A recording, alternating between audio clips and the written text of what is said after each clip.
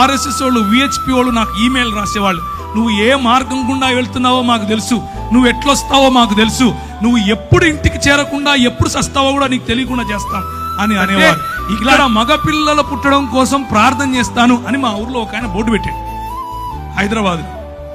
అట్లా బోర్డు పెట్టుకొని యేసు ప్రభువును అమ్ముకునే పరిచర్య కాదు, యేసు ప్రభువును నమ్ముకునే పరిచర్య దేవునికి. ఇలాంటి పరిస్థితులు అక్కడ నువ్వు వెళ్ళి సాక్షి జీవితం అనంటే ఏంటి అనంటే, అక్కడ నువ్వు వెళ్ళి క్రైస్తవుడిని అని చెప్పుకుంటే చాలు తన్నుతారు. క్రైస్తవుడిని అని చెప్పుకుంటే చాలు చెప్పుతో కొడతారు. 11 సంవత్సరాలు అదే ఊర్లో ఉన్నాను.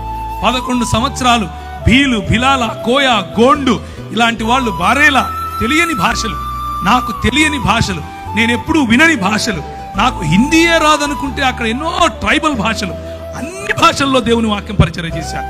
భాషల వరము ప్రభు ఇస్తాడు. దేవునికి స్తోత్రం కలుగుతానన్న. డబ్బులు ఏంది, నా దగ్గర డబ్బులు లేవు అన్నా. ఏం చేస్తారు మీరైతే? పోరా బయటికి అంటారు.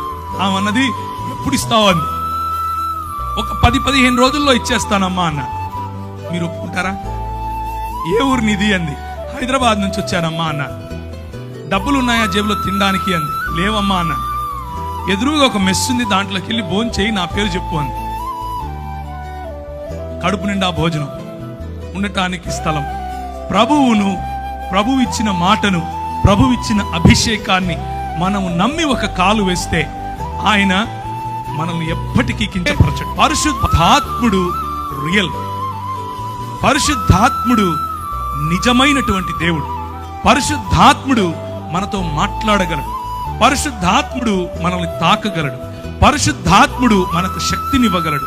కొంతమంది పరిశుద్ధాత్ముని పేరట చేసే గారడీల కోసం మీరు ఆయనను నిజమైన దేవుణ్ణి మర్చిపోకండి.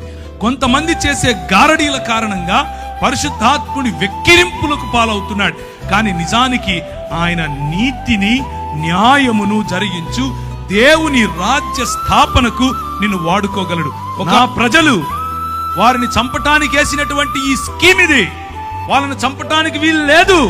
వారి కోసం ఇదిగో ఈ ఫలానా వాడు వారికి వ్యతిరేకంగా ఒక పన్నాగం పన్నాడు అని చెప్పటానికి ఒక ఎస్తేరు కావాల్సి వచ్చింది. పరిశుద్ధాత్మని శక్తి రాజు ఎదుట నిలబడింది, ధైర్యంగా మాట్లాడింది, వ్యూహంతో ముందుకెళ్ళింది. వ్యూహం ఎక్కడి నుంచి వచ్చింది? పరిశుద్ధాత్ముడు ఇచ్చాడు. లేదండి 4 గోడలు కట్టుకుని లోపలే ఉంటామండి, అక్కడే పరిశుద్ధాత్ముడు వస్తాడండి. రాజు దగ్గరికి ఎలా వస్తాడండి? గవర్నమెంట్ ఉద్యోగం చేసేవాడికి ఎలా వస్తాడండి? వ్యాపారంలో పరిశుద్ధాత్ముడు ఎలా